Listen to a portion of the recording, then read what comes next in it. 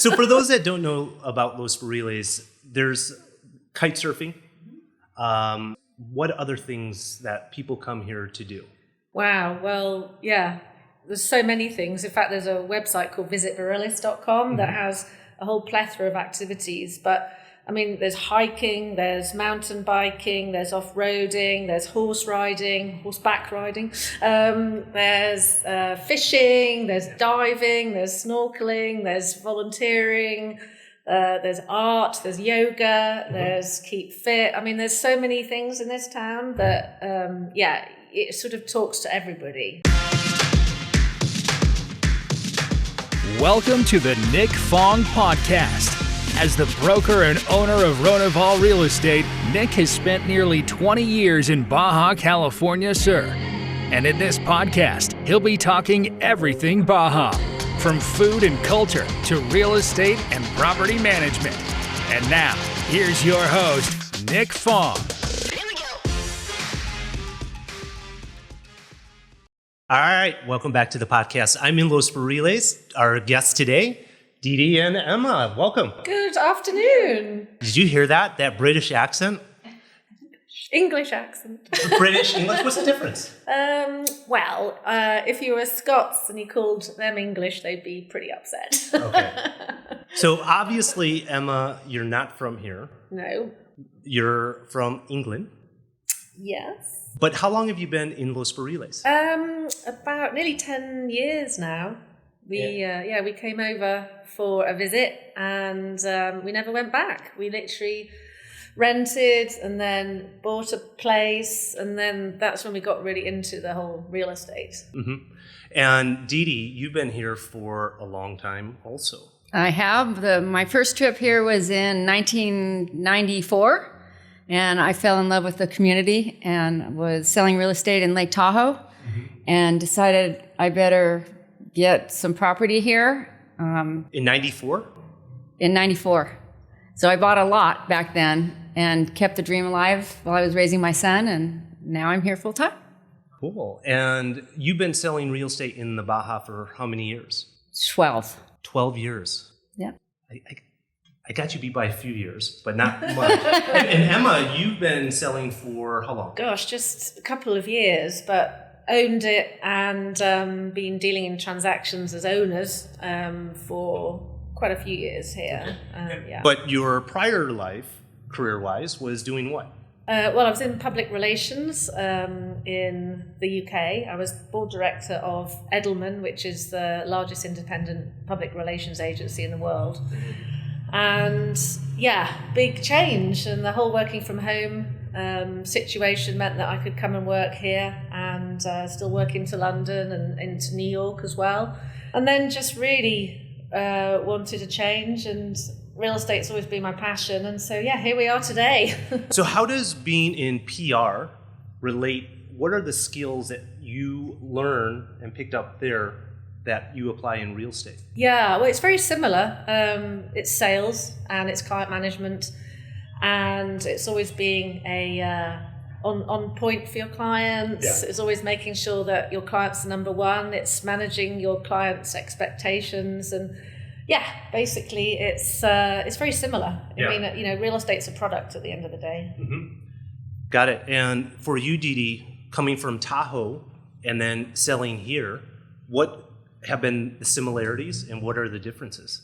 So for me, representing buyers and representing sellers is just what I do. And so that hasn't changed at all. It was different coming here because the MLS system's a little bit different and all that. But basically it's very similar because it's a second home market for a lot of our residents here. We have a lot of snowbirds here, and in Tahoe, people were buying for the mountains and came from the cities and places like that. So, the real estate business is pretty much the same here as it is up there. Right. Can't seem to get out of it. And your clients, obviously being in the U.S., are U.S. Americans, primarily in Lake Tahoe. And coming down here selling real estate, that really doesn't change much either. No, the only difference is we get more Canadians here. Right. And we're starting to get people from the UK and some in New Zealand, and so Is that because of you, Emma? maybe. All my friends and family. And Claire, who is our office admin, also from the UK, right, Claire? Yeah. You're bringing him over from the UK. And TUI Airlines has a direct flight. Yes, yeah, that's quite a big thing, actually, because as we were talking about before, the British love to travel a long way for any sort of sum. And they'll fly 24 hours for a week. It's crazy. But yeah, that's just our culture, I guess.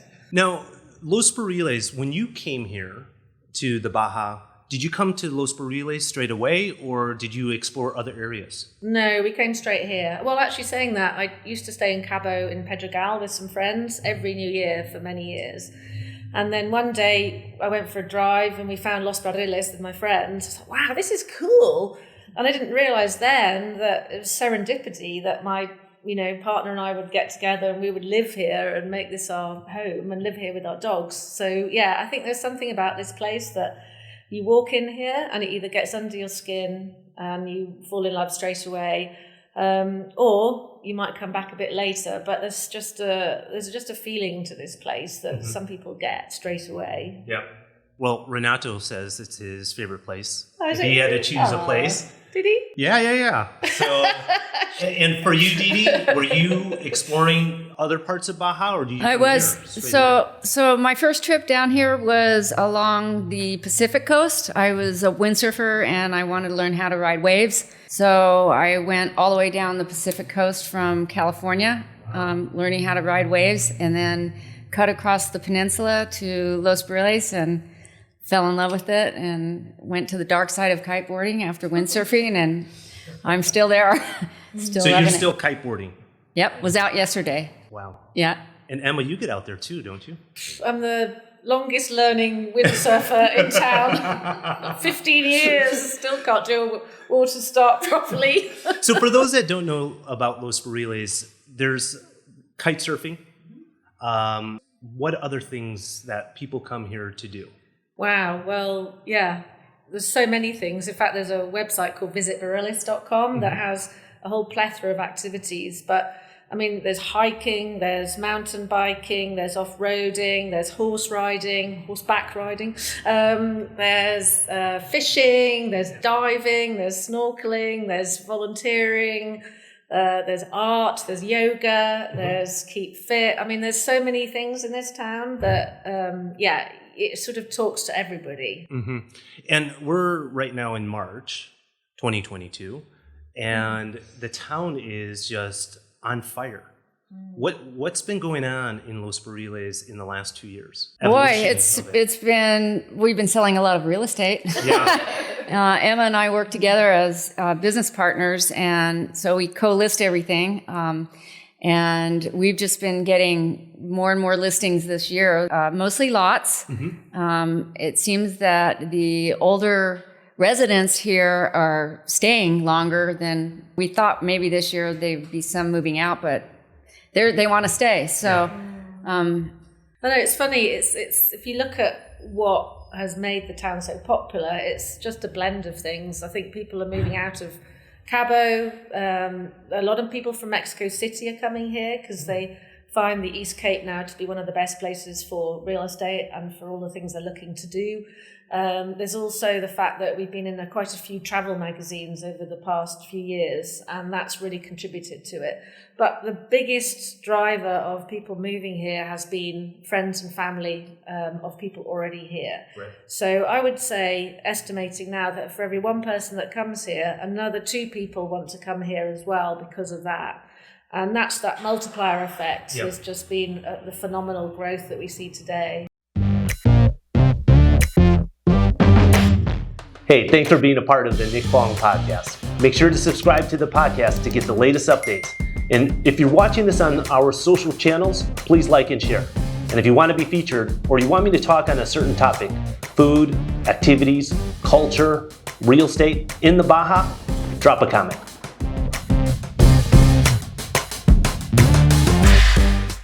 And talking about the real estate market, what's it like for those that aren't, a finger on the pulse?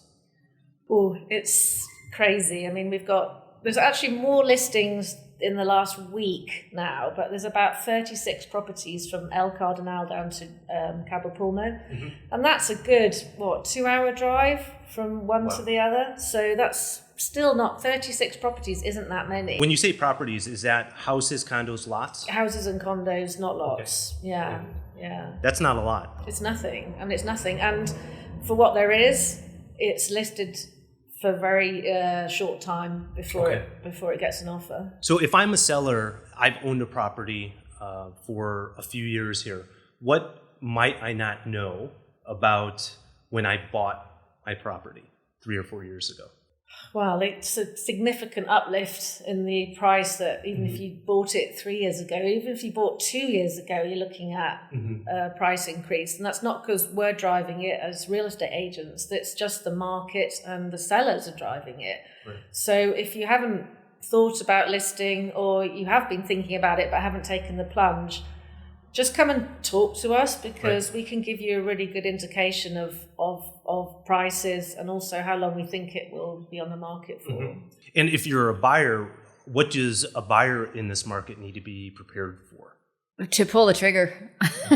They need to be able to, when they come here, to be knowledgeable and educated about the market. How do you get knowledgeable and educated? We are happy to help with that. So use a licensed real estate agent to advise you. Yeah. Yep. And also do some homework, because people that are saying, I want to buy in Loreto or La Paz, or I'm thinking about Cabo, at the moment, come here and do some traveling around and then come back and talk to us, because at the moment, you can't afford to be taking a lot of time to look, because it won't be there by the time you come back. Right. So find out which area you want to live in first, then come to talk to us, and that's when we can really help you. The best thing is our network at Ronival allows us to share information across the whole of Baja, and that's really important, because somebody might decide they like Loreto. Well, Dede and I don't do Loreto, but we can pass on to somebody else, or Todos Santos. That's the strength of the Ronival network. Yeah, 100%. Okay, so if I'm a buyer, I'm a seller, the market is very, very strong. And so you have to do your homework. You have to work with trusted advisors. What about on the social side of things? Being in Los Barriles, what's it like living here? What's the social scene like? It's awesome. There are so many different things that you can get involved with here with community service.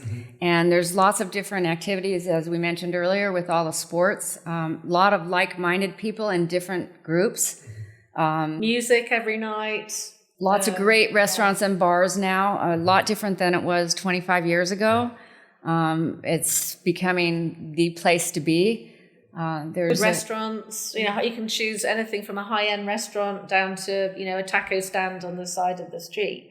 There's a really good selection now for anybody. But I think the biggest thing is, if you look at the calendars for Los Barriles on the Pony Express or on the Facebook pages, every night there's something to do. Right. Every night. Whether it's a band, whether it's singing, whether it's poetry night or whatever in somebody's house, there's something going on. Are you, I know you're both involved with charities and alike. What are some of the charities that locals get involved in?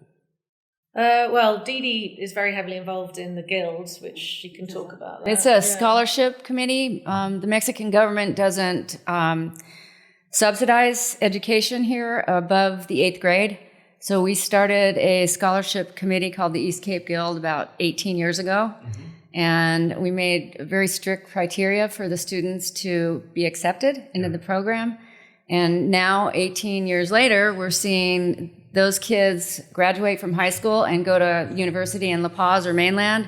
And they're coming back to this community, and they're architects and bankers and doctors and dental assistants. And it's been really rewarding to watch that happen. Is there a website or a Facebook page? Yeah, there is, eastcapescholarship.com.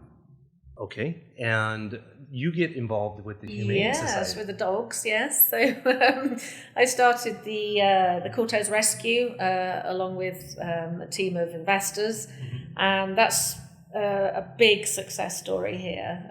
Unfortunately, sometimes too successful because people come and drop their dogs off here. It's run now by some excellent volunteers, headed up by a lady called Jen. And yeah, it's just really heartwarming to see how it's changed the nature of the towns around here, and the puppies and the dogs and finding them homes. And yeah, it's been Emma's so good at it that when I first met her, what was it, a year and a half ago? Yeah, probably. Our second dog is a rescue here, Frida. Yeah. He wasn't allowed to leave the office until he took a dog with him. She's like, I'll join Ronival, but you have to rescue a dog. I'm like, okay, we're in. And then there's other kind of things that you get involved in, like the water project, right? Yeah. We're working. Well, the problem with a town that is growing so fast is that the infrastructure can't keep up. So we don't have a water problem as far as there isn't enough water. We are actually in positive points in the aquifer here, so it replenishes faster than it can get used. However, the issue that we face is that the infrastructure is older in some parts. The delivery system. Yeah. So, and also with areas that are predominantly new builds and new houses, they're putting more strain on it. So we're working with the mayor, the delegation and SAPA and in La Paz with the authorities on how to try and solve that issue and increase the capacity so that we don't have issues in the future. Yeah, you have to update me on that because that was a project that us as a company are very committed towards, and also the guild. I didn't even know about that, so I'd like to learn more about that also and see how we as a company can help, the locals. That would be great. What else should people that don't know about Los Barriles? Well, part of the beauty of Los Barriles is the community service, and it's really nice to see how well the locals have sort of merged with the foreigners. Yeah. And everybody seems to be happy. Everyone's friendly here. They wave at each other. And they're happy to have us, and we're happy to have them. And so it's just a really enjoyable social scene here. Yeah, I think that's really important. There's a symbiotic relationship where we're so dependent on one another in this community, probably more than other communities around Baja. Having lived in Todos Santos for a bit, it's just... We just so cling on to one another for our survival, and we really saw that in COVID, where we started a food bank to try and help the people that overnight just lost all their income. And it was the only one in Baja that worked within its own community, and we all raised $160,000 in 3 weeks, and we fed 5,000 people a week from March until October. And it was almost like a blueprint of how a community can work together when it has to. Wow, it's amazing. Amazing. Yeah. Well, ladies, I really appreciate you coming to our office and recording the podcast. And for all of you that are watching or listening, these are two great ladies, very experienced. They sit in this office every day if they're not touring with clients. And if you want to learn more, stop on by. And until the next one, bye for now. Thanks for listening to this episode of the Nick Fong Podcast. Make sure you subscribe to the podcast and the YouTube channel at youtube.com/Ronival Real Estate. And follow Nick on Instagram at NickFong_Ronival. Ready to find your Baja dream home? Check out the latest property listings at Ronival.com or findmexicohouses.com. Hasta luego.